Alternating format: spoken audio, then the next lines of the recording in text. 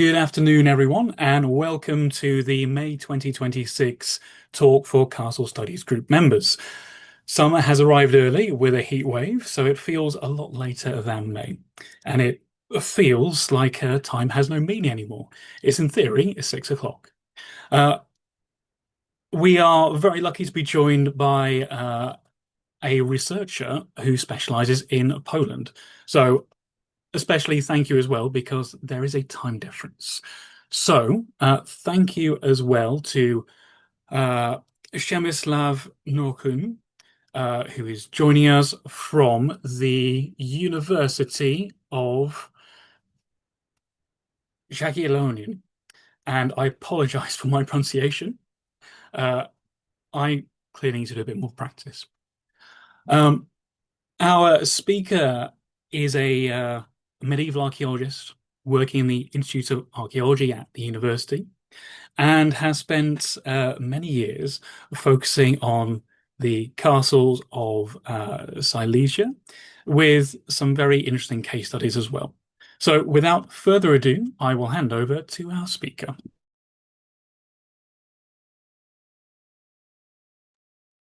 Well, thank you very much, Richard, for the invitation.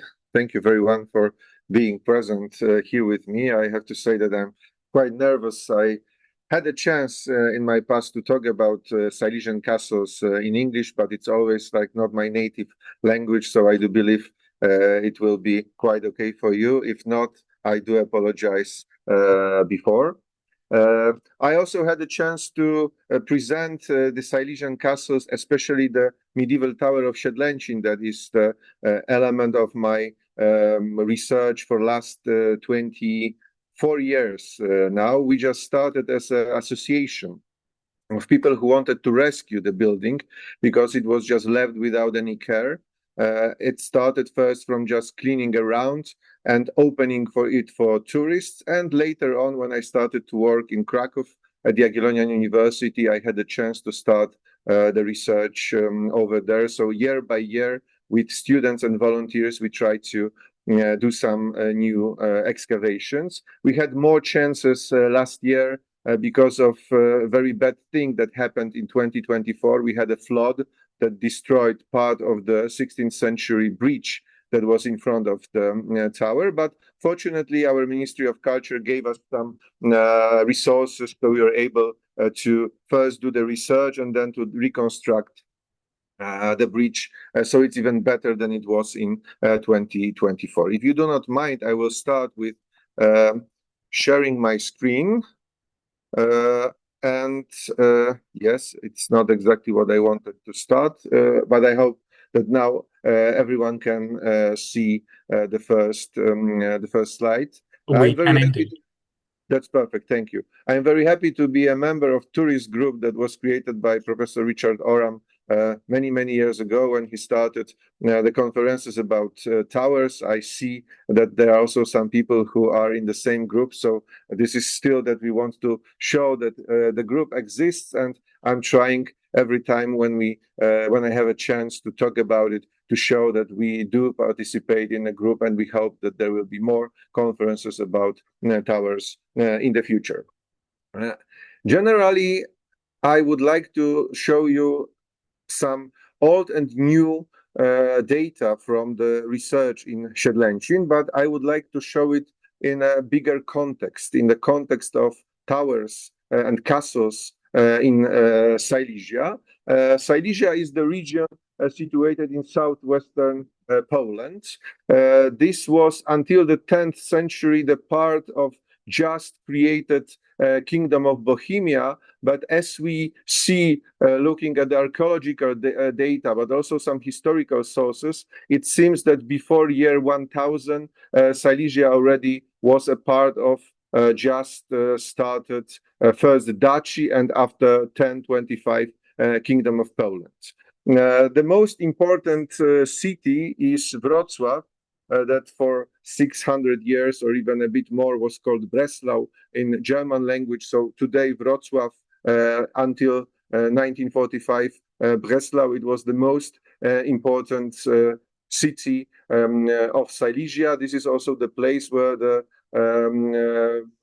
bishops started to be starting from the year 1000, when we had our first archbishopry in Gniezno, our first capital city before Krakow, and then in the year 1000 also some bishopric seats were created, including Wrocław. It also proves how important was this city, situated on the important trading routes from east to west, but also from south to the north. That's why I would like to show you what we know about the oldest phases of the castle over there first, because this is usually the place where we are looking for the oldest castles, the main important seat. When we look at the plan of the 16th century Wrocław, you can see that the city is very regular because it was created on the area that was before just lightly built up. So there were no big construction, no big buildings. It was possible to arrange the city in a very regular way. First mode you can see here. Then the second mode was created still in the late 14th century, when they needed to give extra area because the city was growing fast, also economically becoming very, very strong. But this is not the place where everything started. When we look at the early medieval seat of power, this is the island. The island that is called today Dom Island or Cathedral Island, because this is the place where the cathedral is still standing. It dominates together the view of Wrocław, but there was also a castle. It was mostly found during the excavations in the 1960s, 1970s, and recently in 21st century, when there was a decision to create an archaeological reserve to show these elements. I will show in a moment how it looks like and what we know from the excavations. But the island was very important because this is the main road. The one, when you look here, this is the old early medieval road from Bohemia through Sudety Mountains, coming here to Wrocław, crossing Odra River, and then going north. Also on the south to the river, there was very important trading route coming from Kiev via Kraków, via Wrocław to Dresden, Leipzig, and then going south to Nuremberg. So this is the place that was controlling the very important crossroad of two main, I would say, trading routes in early medieval Poland. What we know about the castle is that it was created in early decades, or the first decades of the second half of the 12th century. It doesn't mean that there was nothing before, but in Poland, we generally, starting from 8th century, we have the big fortresses made of earth and wood. So these are the earth and wood construction. In 10th century, after Poland was baptized, so after 966, the first churches that were built of stone appear inside these fortresses, but for a long time there are the only structures that are made of stone. All the other elements, as we see, were made of wood.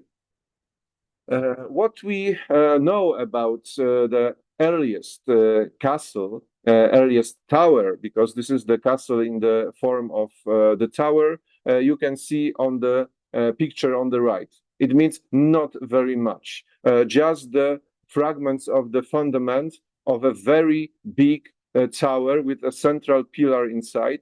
The diameter of this building is 24 meters, so it's quite big structure for our part of Europe. And on the left, you can see in the light gray color the line of early medieval ramparts. The ramparts that first were started in the 10th century and then were strengthened in 11th century, and very close to the original gate in this rampart. Unfortunately, it's not marked on this plan, but thanks to the archaeological excavations, we know that the gate was where now the arrow that I'm using the arrow to point it for you, to show it for you. So the tower was protecting very much the entrance to the area of the ducal seat. Let's call it first like earth and timber castle, but the second half of the 12th century is the moment where the brick architecture, not the stone one, but brick architecture was introduced. It was possible because this is also the time when first big monasteries are being constructed, mostly the Cistercian monastery in Lubiąż, which is like 45 kilometers west from Wrocław, but also first churches around the island, including the cathedral, were also being constructed with the use of bricks. So bricks started to be produced in the mid of 12th century in rather very large scale, because we see that in the second half of the 12th century and early 13th century, there is really a lot of great buildings, big parochial churches, big monasteries, also first castles that were constructed with the use of the brick. It was excavated for the very first time in 1970s by an architect, Edmund Małachowicz, but fortunately cooperating together with archaeologist Józef Kaźmierczyk. So it was not just the research on the relics of architecture, but it was also a very good analysis of the stratigraphy, which is very important when we talk about the dates, the chronology of this building. What is also great is that in early 21st century, when there was a decision to show it to the public, to make the underground archaeological reserve, it was also the research was started again. A lot of samples was collected and new data arrived, giving us really the information that this is between 1160, 1170, the construction of the tower was started.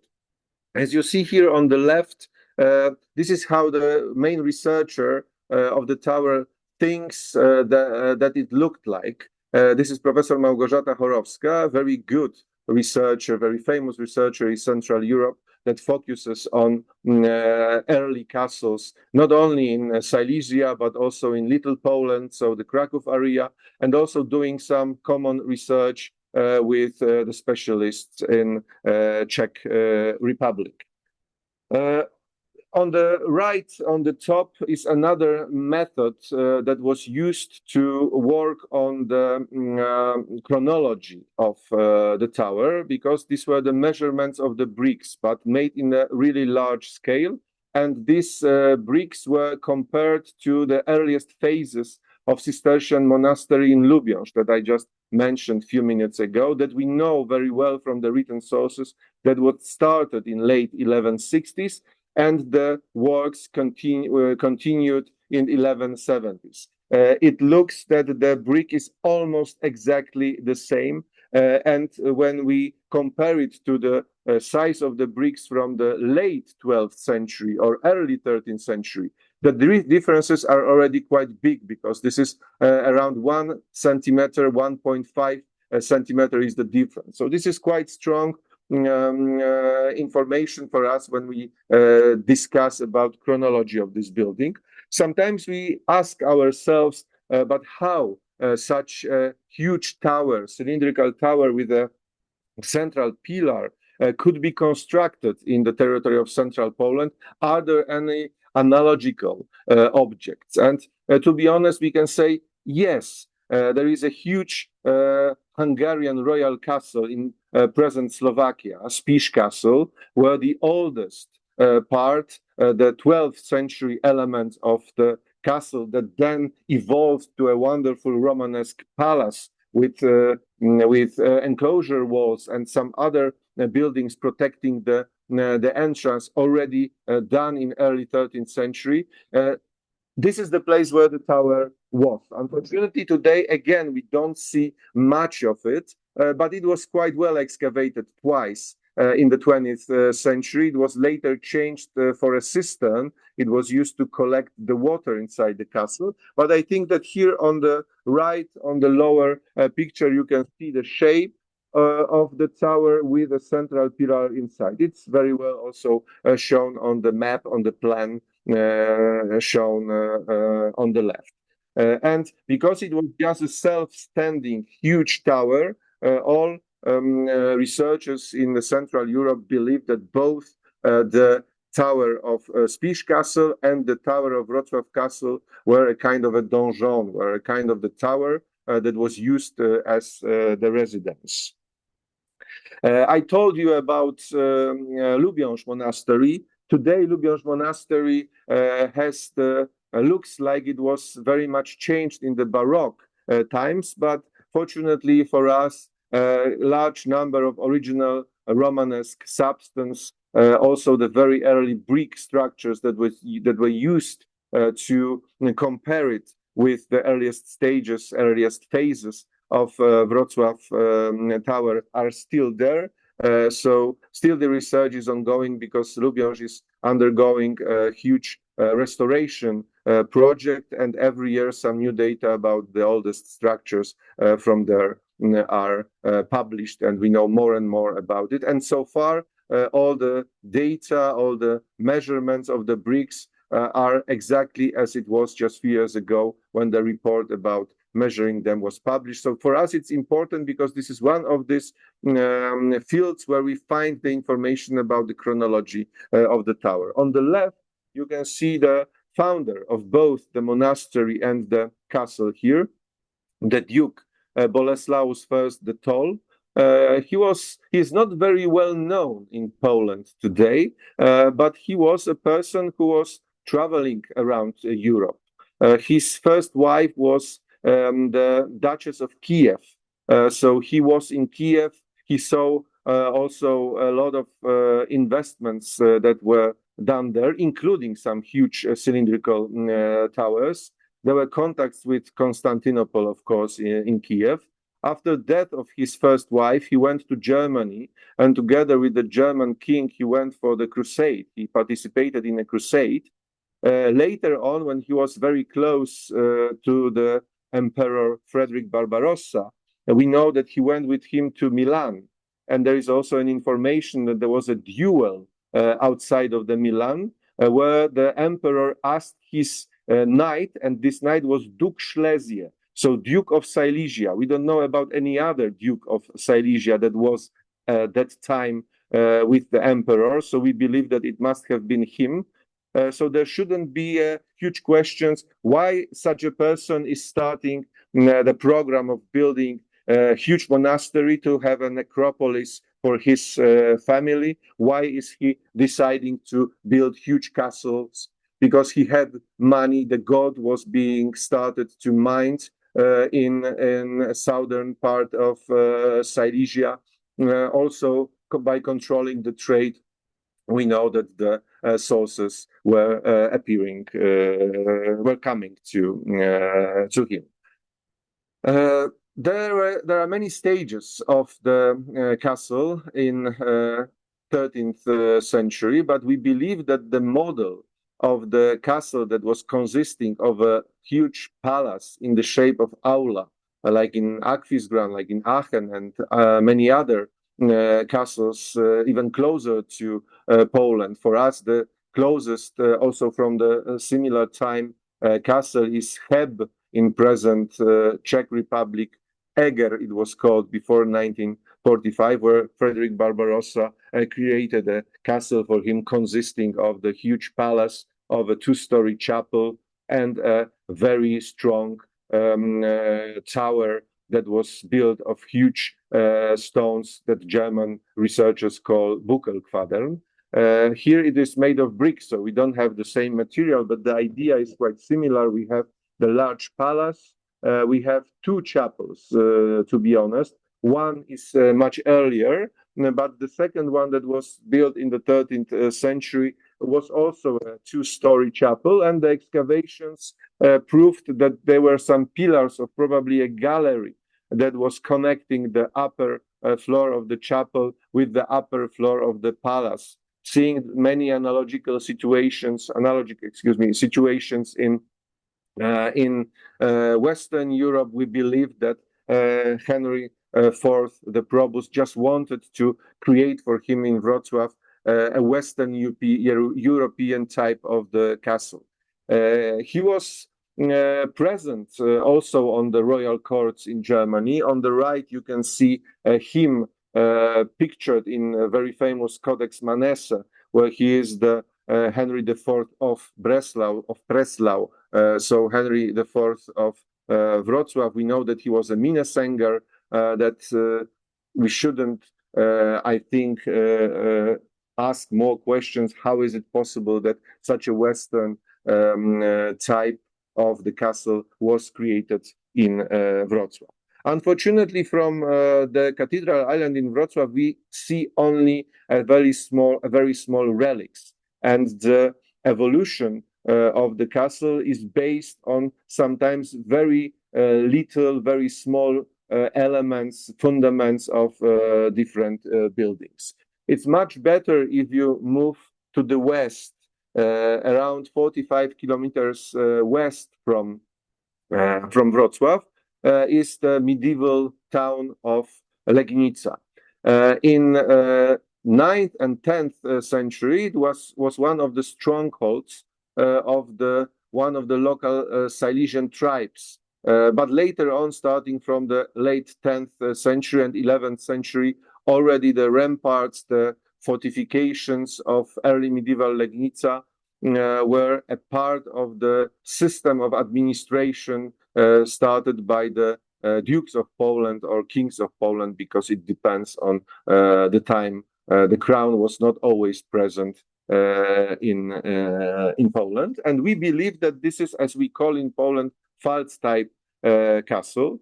It was also started by Bolesław I the Tall, so the one that was responsible for this huge brick tower on the Cathedral Island in Legnica. But here there are much more elements of the castle. As you see, maybe better when you look to the right, because there is both the plan and the possible reconstruction of the castle. It was also created as the implementation of brick buildings into earlier earth and wood fortress. So one by one, we see that they are being constructed inside the old ramparts. Until 1960s, we didn't know about the chapel. So the chapel that you have here on the picture was not known. We presume there must have been a chapel, because first of all, there were many written sources telling it. There were also some iconographical sources, but unfortunately showing mostly just the top of the roof of something behind the palace. That's why we didn't know much about how the structure was constructed, if it was one or two-story building. But what we have already known was the large palace. The palace was 61 meters long and 16 meters wide. It had 3 stories. They are preserved until today. I will show it in the moment. And there were 2 towers, both of them built of bricks, also in early 13th century. We know that it was started in the end of the 12th century, because it was still Bolesław I who was responsible for it, but it was finished by his son Henry I the Bearded. He was married with Hedwig of Andex family. She later became the Saint Hedwig. It was very important also for our Piast dynasty to have the a canonized person in their family, in their dynasty. So the husband of future Saint Hedwig was responsible for making this castle. And in the 1960s, when the government, because we were then the communistic country, and then the government was deciding about everything, the government decided to reconstruct the castle that was burned at the end of the Second World War, but it was of course connected with some research. There were archaeological excavations, but it was mostly focused on the research on the architectural structure. The plaster was already out, mostly because of the end of the war activities. but during the research, they also removed, after the stratigraphical research, the 16th, 17th, and even later plasters, just to show the original 13th century walls. I have to say that this was something that was present, especially in Silesia in the times after the Second World War. It was mostly done because of the political situation. Poland was always trying to prove that Silesia was taken by Poland from Germany because it used to be a Polish land. And it was most important during restoration or reconstruction to show the layers, to show the elements coming from medieval times when Silesia was still Polish. It was brutal for the buildings because very often we know that very interesting Baroque or Renaissance elements were just knocked off just to show the rough wall that was beneath, but just to prove that it's medieval. It was done by Piast dynasty, so it's Polish.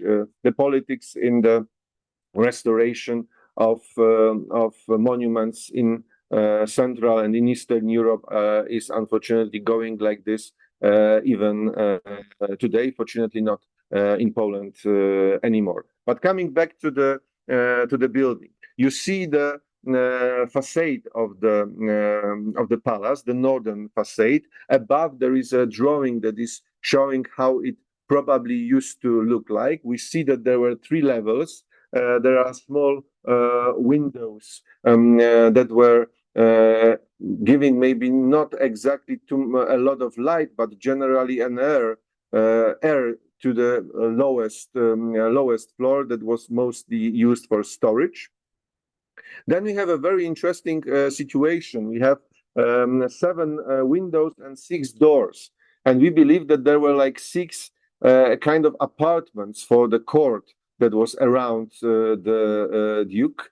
There are no written sources about it. This is just a hypothesis that was first told or presented in the article written by Jerzy Rozpędowski, who was the main researcher on this castle. And since then, no one has started any discussion with it. So we believe that these were 6 quite huge apartments, because if you look how many square meters is in each of them, it is like around 130, 140 square meters each. So we have 6 such spaces. Unfortunately, also no division walls inside, because after the war, it was only the shell.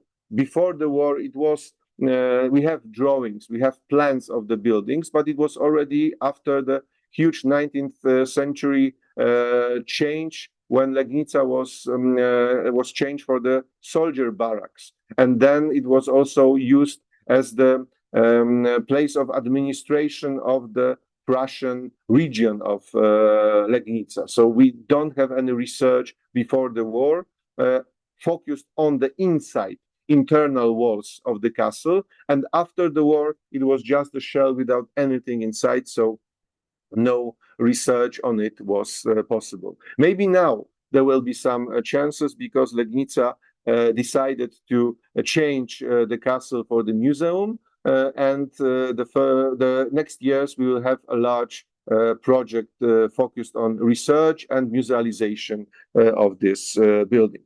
I would like also to show you the uppermost floor, because you can see some differences in the shape of the windows and also 2 doors.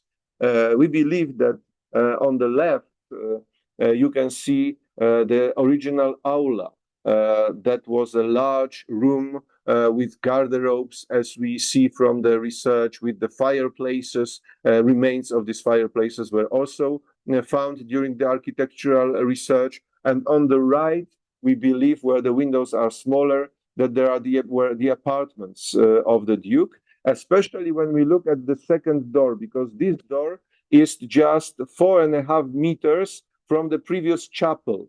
And according to the researchers, it is very probable that it was his private passage to the second second floor of the chapel that was constructed next to the palace. The chapel is marked on this plan, also on this picture in the red. You can see on the left one of these iconographical sources that I was already mentioning, that we knew that there was something behind, but we didn't know exactly where and what was the shape of the chapel. You can see on this 15th century drawing presenting the very important Battle of Legnica that took place in 1241, when the Mongols invaded Central Europe, and Legnica was one of the places where they really destroyed almost everything, burned to the ground, except of the castle that was very well protected and then survived.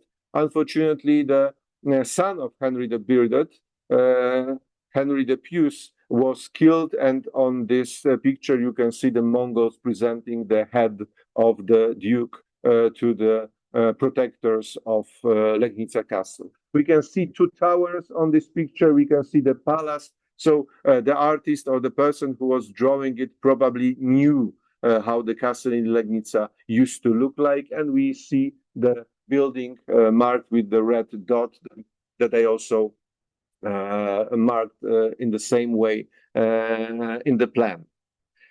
It was excavated in 1960s by Jerzy Rozpędowski, so he found the remains of the chapel. He also found the first steps of the staircase, or from the staircase, that was leading probably to the upper floor, and the upper floor that was probably, of course, again, connected with the private apartments of the Duke of this castle. And when you look at the architectural elements that were found there, it also shows that it was quite high class of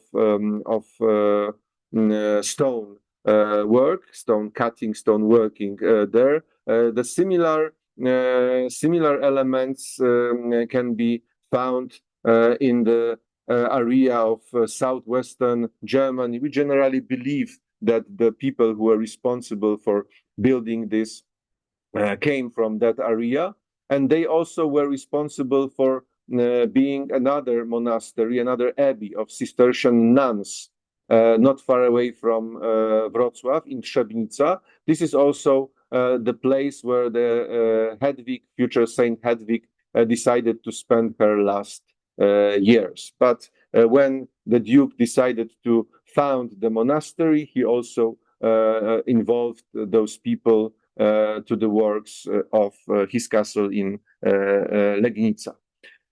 What is left that I haven't mentioned or I haven't told much about yet are the towers. In our part of Europe, it's not common to have Romanesque towers still standing. We generally find them during the excavations. If we have like more than 1 meter of the wall, it's a huge success. And Legnica is a wonderful exception of this said rule, because here we have two Romanesque towers, St. Peter's Tower and St. Hedwig's Tower. One of them is a little bit lower in the 15th century. We lost the uppermost floor when the Duke invited stone cutters and builders from Saint-Denis to change the castle for him. But in the second tower, they just added few levels, so the original 13th century tower is kept.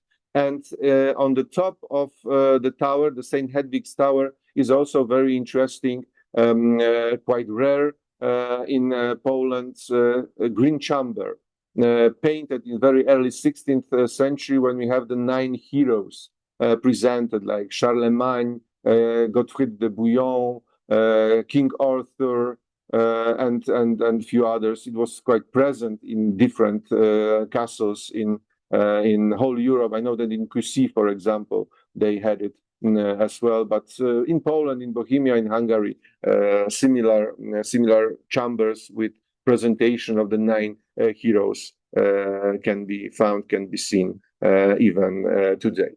And the third castle that is connected much with Boleslaus I the Tall is not in the very big seat of power, because Wrocław and Legnica were important central seats of power, and Wleń is just peripheral place. But it was important because it was on the border between Poland and Bohemia.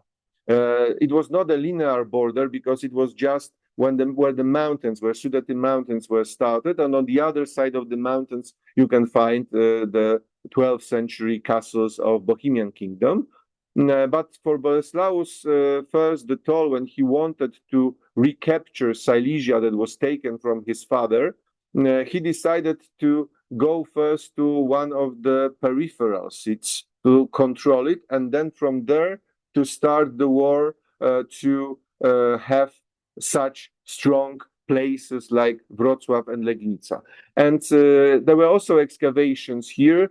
In 1980s, they started. There were more than 15 years of excavation, so we know quite a lot about the castle itself. And it is a bit different model. It's not like Pfalz, like palace with a chapel, a very big one situated in the center of early urban structure.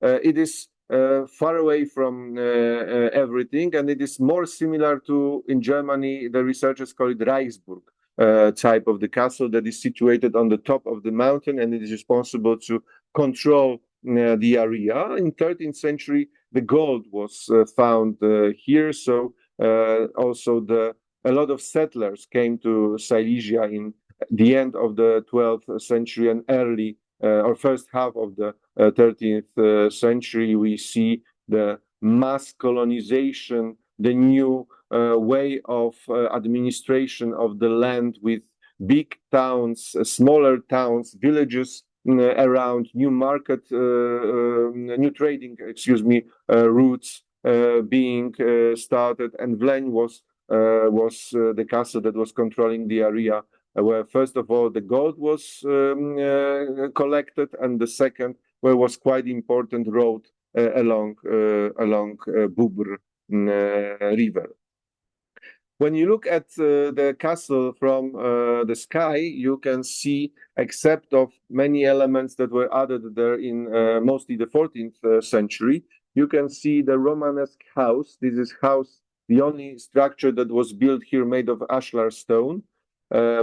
Generally, the castles, if they are made of stone, it is rough stone. This is not well cut ashlar stone. We see it in our architecture in 11th century. We see the ashlar stone in the 12th century, but these are just churches or early monasteries. The castles are still made either of wood or, as the one in Wrocław and Legnica, they were made of bricks. Here, the earliest element, the earliest structure, the Romanesque house, is created using the ashlar stone, but the other ones from the turn of the 12th and 13th century are already done from rough stone with the ashlar stone only in the corners. So the early 13th century castle, the new model that we have here, consists of a small hall. That's why we call it Romanesque house, not hall, but I think it could be a kind of a small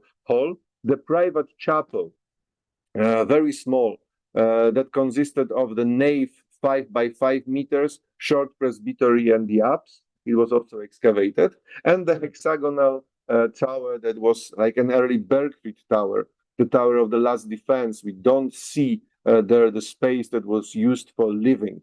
It was just the area where people could hide when the castle was being attacked. The entrance to this tower, we don't unfortunately know how high it was, because in late 13th century, the rocks that where the castle was situated started to crash, and they had to lower it down and to build the new tower, the cylindrical one, where the entrance is 9 meters above the present level, and it is more than 10 meters above the original paved level that was found during the excavation. So this cylindrical tower was for sure the tower of the last defense, but the hexagonal one probably 2, because the small residence, the small hall, was present on the other side of the castle.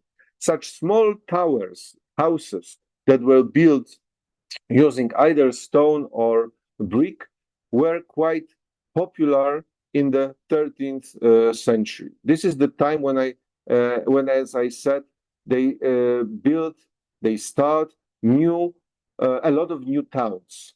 The smaller administrative seats, they are not that strong as Wrocław and Legnica, but we can see like 20 of them, or more than 20 of them, where they were ducal seats, because the Silesia was starting to be partitioned into more and more small duchies, and the small seats that were constructed next to the just started cities and towns were generally first in the form of the tower. Here you can see Kozile, Jawor, Brzeg. There are 3 castles that later on changed into big 14th or 15th century medieval castles, but the first phase, dated back to the second half of the 13th century, is almost always a tower, not larger than 10 by 10 meters. Unfortunately, we know them only from the excavations. None of them survived until today in the form that we could do the very good research just to discuss the function of every single level. We even don't know. We have to guess how many levels were there. We believe that they must have been minimum 3 levels of them. The only castle that is giving us more information is the castle that was built next to the also started in late 13th century town of Bolków. The town of Bolków was started in the place where the main road from Wrocław was dividing. One road was from Bolków going south to Bohemia, and second one was going west to Luzicia, then to Saxony. And the Duke decided to build here a town and build here a new castle, although his old castle was just 3 kilometers from here.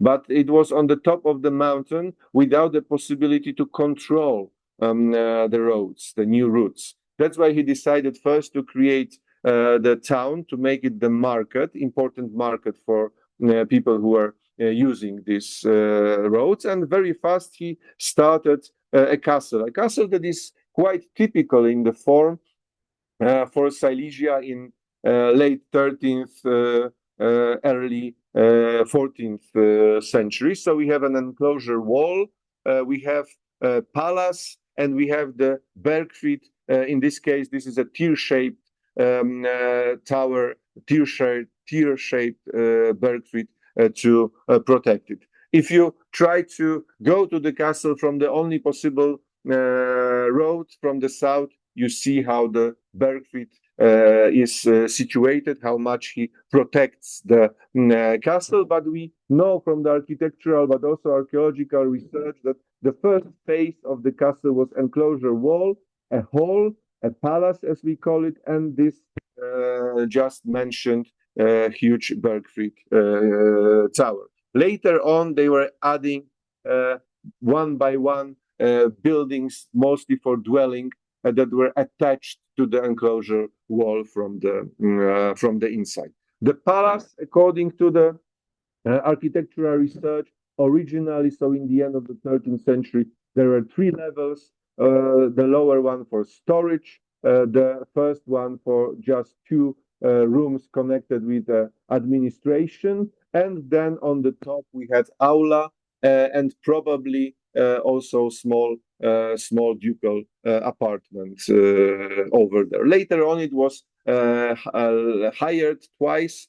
We see that at the end of the 15th century, the original top was here, so an extra level was added, and the beginning of the 16th century, another one. But original castle from the end of the 13th century, the whole of this castle consisted of just 3 levels, which is similar to the situation in Legnica Castle. Here the tower with the entrance elevated quite high with two rooms that could be used when the castle was attacked. So a typical use of the tower of last defense. Also an interesting thing can be seen there that proves us that the enclosure was already there, that the tip of the tower above the level of the walls was constructed of very strong porphyr, but what was already protected by the walls was constructed of a very, maybe not very, but much weaker yellow sandstone. The border between these two elements you can see on the picture here. I also marked it here on the drawing, so you can see exactly that the protection of the wall allowed them to use not as strong material as earlier. The dukes were building quite a large castle in the scale, of course, for Central Europe, but more and more the noblemen were starting in the end of the 13th century and early 14th century building their castles. Some of castles of such form, of course, were built also by the dukes who wanted to administrate the area, and the dukes were just giving this castle to the noble families, but some of them were started and constructed by the noble families from the very beginning, but this is a reduction of the model that I just showed you in Baltic. This is just an enclosure wall, a Berkeley type of the tower, and small house, 2-3 stories maximum. If they were constructed like this one, Hojnik Castle, near Jelenia Góra, in Sudety Mountains, it is the shape of the enclosure wall is irregular because of the form of the natural form of the plateau, the top of the mountain. But sometimes, if they were building such castles in the lowlands, you can see that they were quite regular. That there was like a square wall, there was a cylindrical bergfried in the corner, and there were also one, maximum two houses attached to these walls. It looks a bit like a mod type of castle, but this is with the stone architecture from the very beginning. This is not a situation where we have, let's say, late 12th or 13th century mod with wooden elements on it that was then changed for a castle. This is something that was created at the end of the 13th or beginning of the 14th century already from the very first phase as a square enclosure wall, tower in the corner, and one or two houses inside, protected, of course, by the moat, as you can see on the picture here. And finally, I see that I'm already talking for 50 minutes, so let's say 15 minutes more, if you don't mind. I would like to put on Siedlęcin Tower, the most important for me emotionally place, because I'm connected to it for few decades.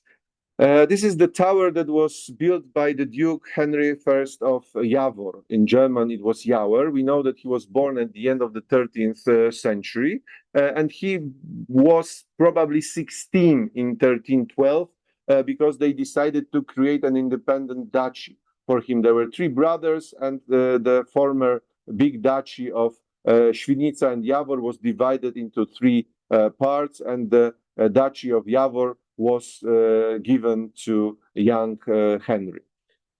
We see that just after this, he decided to build the tower in Siedlęcin. We know it from the dendrochronological research because we took more than 200 samples here, and we have a very good results. We see season by season how the building was created, because inside the tower we have still original ceilings and many other wooden elements that survived until today.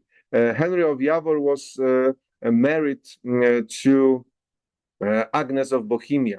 In year 1316, they got married. Agnes of Bohemia was daughter of King of Bohemia and Poland, Wenceslaus II. She was also granddaughter of Polish King Przemysław, so like me, the second. So very important person, and the connection with the King of Bohemia and King of Poland through this marriage shows that Henry I was an important person over there. Later on, he also, because of his mother line, he decided to ask for the Brandenburg area because after the end of the Ascan dynasty, he was the grandson of the last duke, so he also was fighting to rule on the territory of the Brandenburg. And what we know about the tower in the medieval times is not only the tower itself, but also some elements that were found during the excavations.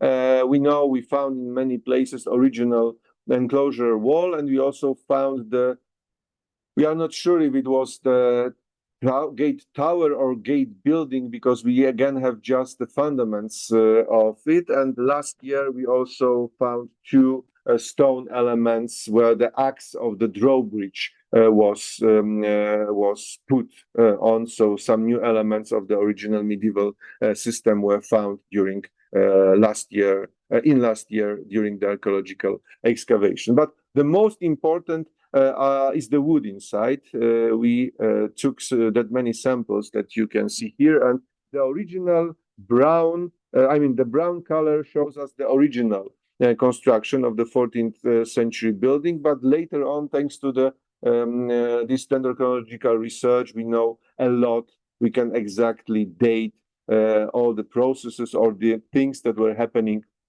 to the tower in modern times until even the 20th century, when there was a decision to create here the Museum of Medieval Culture, but the war and the post-war time changed this idea. Now we are coming back to it, but it takes us, I think, much more time than we hoped 20 years ago it would. The entrance, the lower entrance, because there was also the upper entrance, is maybe not very rich in the form, but what is great here that we found original bars still inside the wall. After the research, we removed some 19th century plaster. The medieval plaster appeared also holes, but in these holes, when we look further, there were also beams. Both of these beams are original from the 14th century. There is no external ring saved, so we can only say that this is after 1310. But knowing that the tower was started in 1312, we probably look at something that was also 1311, 1312, not much later. They are in the one piece, so it's impossible to put them later. The only moment where it was possible to put inside the wall these bars was the time when the tower was constructed. Also, we have original beams on the ground floor. Here the ceiling is original totally from the 14th century, because when you look at the results of our research, you see that both the beams, but also the I don't know if I can use this word, infill of the ceiling. So the small elements that are used there are from early 14th century. The dating of this infill, which is much later, not much, it's few years later than beams, is also giving us the date when the roof must have been finished. Today, as you will see in a moment, the roof is the reconstructed one from the 16th century after the fire, but it wouldn't be possible to build this infill that was covered with clay when it was not water protected. So the original roof must have been on the top of the tower already in the year 1314 or early 1315. Here, the excavations gave us also information about the original division of this area. So after the entrance, that was a small area where the roofs leading to the first floor were situated, but from there you could go to the two more spaces that were used for storage. The division walls were made of wood and clay, a frame construction. The ghost of it was found both on the on the base of the or foot of the wall, but also the ghost of the wall was found on the original plaster of the northern wall of the tower. The excavations also gave us information about the original floors. So we know that first floors here were made of wood because we found both the wooden small elements on which the beams were lying. We found the dark gray color of the rotten wood showing us the line of the original beams of the floor.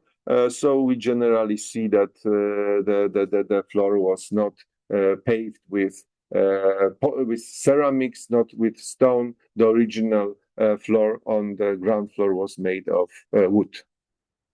On the first floor, there is much more visible. Again, we have original beams from the 14th century. There is a fireplace that was built here later in the late 15th century, but on the place where original fireplace from the 14th century must have been sitting, because we found in the thickness of the wall, we found the small canal where the smoke was going out, thanks to also to the chimney that was added from the outside. The toilet is a later addition from the 16th century as well, as is also the division wall that was added here in 1531. So it's not the original. It's not a part of the original structure from the tower. Thanks to our research, we found also some cuttings on the beams, showing us not only where the original stairs were standing, but also the angle. So it was not very difficult for us to draw the reconstruction and to show the previous original 14th century staircases or stairs that were leading from one level to another. And here, most of the infill of the ceilings is original from the 14th century, but all of the beams are from the 14th century. So here still there is much of the 14th century wood kept in situ. Some interesting observations were taken, because sometimes we see the wooden walls, but when we were looking closer to them, we found that there were lines of smaller holes. In other places, we found that there were some wooden sticks added to it, which were helping to keep the clay that was added to make insulation for these walls, and they were later whitewashed, so they were looking exactly like the stone walls that were in this tower at the same level as this division wall. We know a lot about heating elements. The one here, of course, is not medieval. This is early 17th century stove.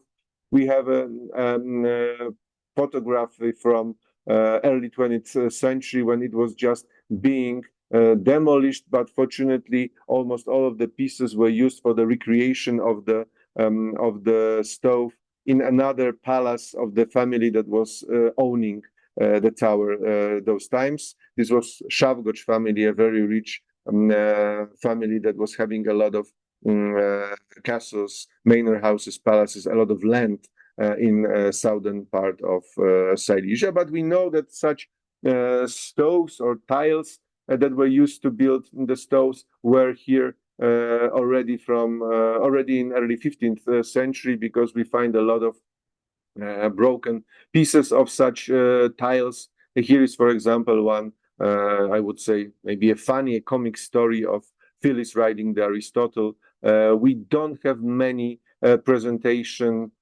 of this situation on the files. We have drawings. We have early prints from the 16th century. We have Aquamanila showing us Phyllis riding the Aristotle, but here is the only one in Poland and the oldest in Central Europe tile from a stove with Phyllis and Aristotle on it. On the second floor, part of the of the beams are later, are from the 16th century, because this is the place where the fire started in the end of the 16th century. That's why a few of these beams had to be removed. But the most important element of the second floor are amazing, at least for me, wall paintings from early 14th century showing story of Sir Lancelot of the Lake.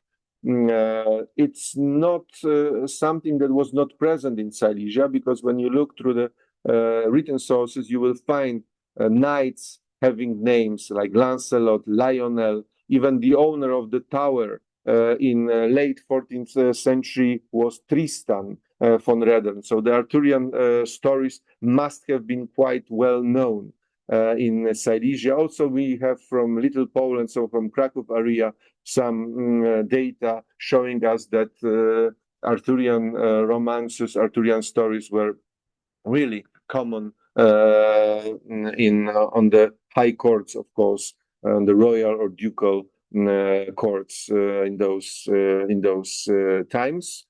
We have found the place where the original entrance was. So it was exactly in front of the presentation of Saint Christopher. So when people were entering the aula, the hall, the first painting that they were seeing was Saint Christopher, and later on they were looking at both, like Memento Mori picture, where we have two couples, the knight and the married lady, and the knight and the maiden. There were some dead people in their tombs, probably for sure saying something, but unfortunately just few letters are visible today, and we cannot find exactly what it was. Probably it was something telling them what they should do, what they should not do, especially that on the other part of the paintings we can see the story of Lancelot, including his his improper love to Queen Guinevere. On the lower band, there is like the story of him and his cousin Lionel when they were looking for adventures, and on the upper part we have Queen Guinevere and her courtiers in Camelot Castle. Lancelot inviting Queen for the ride, and then they are going for a spring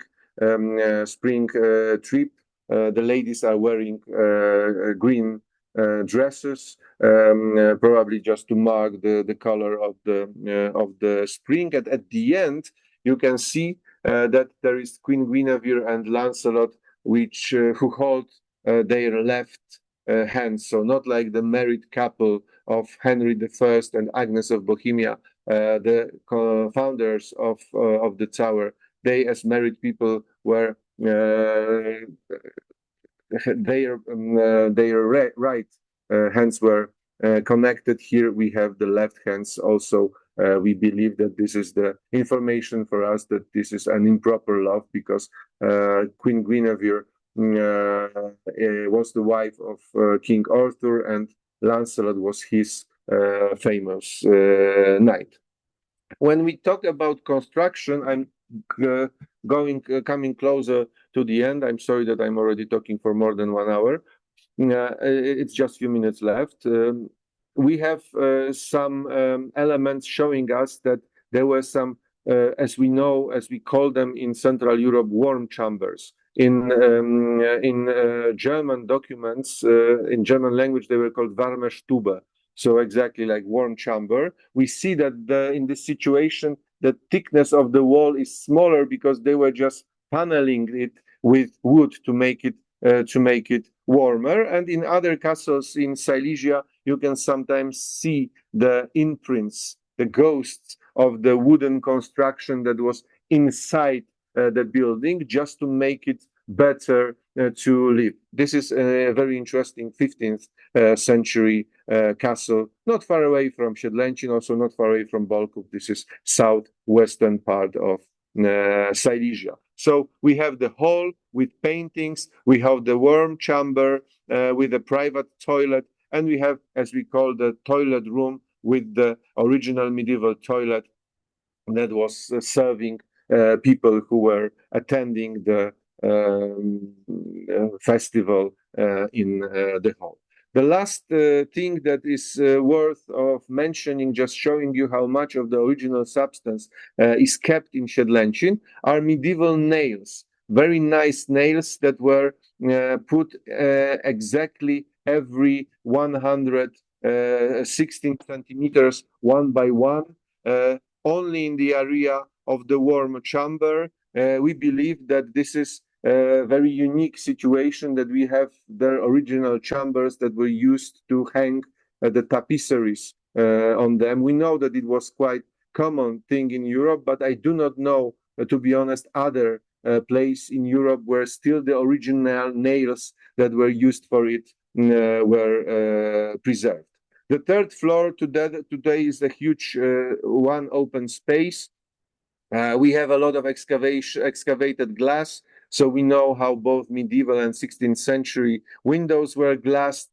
The old one with the circular glass, the later one starting from the second half of the 16th century, it's quite common, the hexagonal glass. It was divided for at least six rooms. Again, now the plaster in this room is from the 16th century, but we hope that in a couple of years we will be able to do the research to look for the original medieval plaster that is underneath, and we should be able to see the non-plastered places, so the parts of the wall where the original division walls were attached to. So there is still a chance that we'll be able to say more how the third floor was divided here, because of the fire that started earlier, that started on the second floor. Just part of the beams is original from the 14th century. Others are from the restoration or reconstruction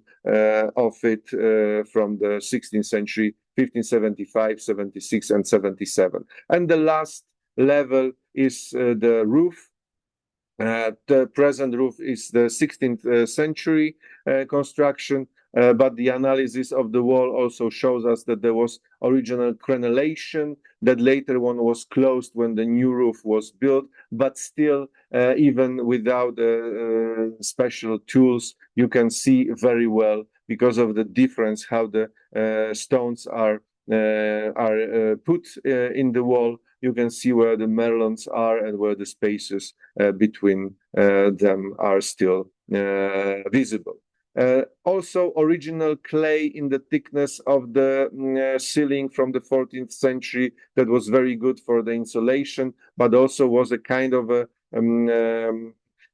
substance that was making the fire to go through slower. So if the fire started somewhere, thanks to the clay that it's not burning, the fire could be stopped for quite a bit longer time, just maybe to extinguish the fire or just to run away. As I said, the construction of the roof is not original, but it's 16th century, 450 years old. Also, as the organization that is taking care after the tower, we are now trying to start the project that will help to keep it in a better condition. Once again, the picture that is showing how the quite young, because this is the early 14th century. So even for Poland, we see that first towers start to appear in the late 12th century. But this is the best preserved. This is the tower that we can really discuss how the certain levels were used. We also have the original wood. We have the unique paintings with story of Sir Lancelot. That's why we believe that this is the very important building that the knowledge about which should be really shared further. And also, when you look at this dendro data, you see that they change, that we can see every season of the building, how the building was being constructed.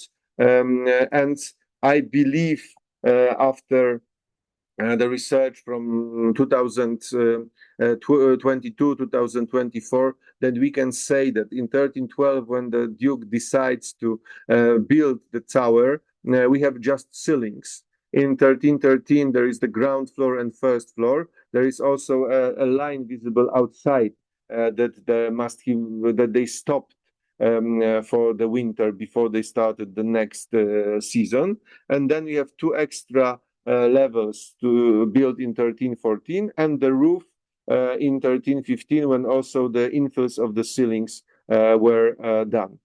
In the infill of the first floor, we have recycled wood, which are original ladders and elements of scaffoldings, and they come from 1312 and 1313 because we also did the dendro analysis over there. So we see how the construction site was organized, and we see that in 4 years the tower in Siedlęcin was constructed. Here with the arrows, we can see the ends of the building construction seasons. Just to summarize, I wanted to show you mostly the tower in Siedlęcin, but I just hoped also I wanted to use this chance to show you what we know generally about castles and towers in Silesia until this time. So we see that they start quite late comparing to the Western Europe, because it's late 12th century, mostly the 13th century, and first half of the 14th century is the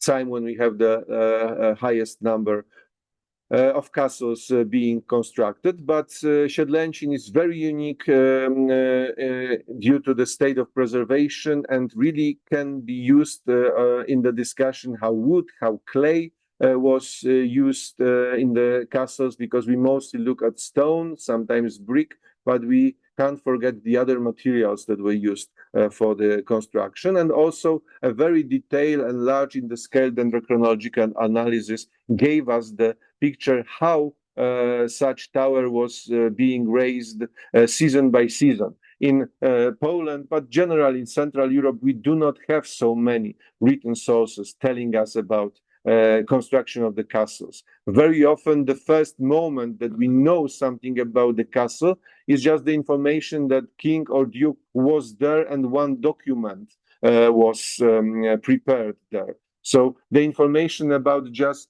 making a document is the first mention for us that such a castle existed, because the duke or king just wrote that in my castle of I'm declaring that and that. So with the lack of written sources connected with the construction of the castles, we have to focus very much on other methods of trying to date them, and dendrochronology in many cases is giving us really wonderful, in my opinion, results, like in Siedlęcin. Unfortunately, only in Polish, but there are books. First one done by Jacek Witkowski, just about the paintings, and the second one, it's already 10 years. We are now working on the new edition of with new extra data. That is a monography of the tower in Polish, but it's also available in PDF. So if anybody would be interested, it's no problem for me just to send it to you. But as I said, unfortunately in Polish, but with a lot of pictures, drawings that can be used. So thank you very much for your attention. Come to Siedlęcin. This is very nice village with not only medieval tower, but also two beautiful churches. And there is a lot of castles that can be seen, can be explored in this area. Thank you very much.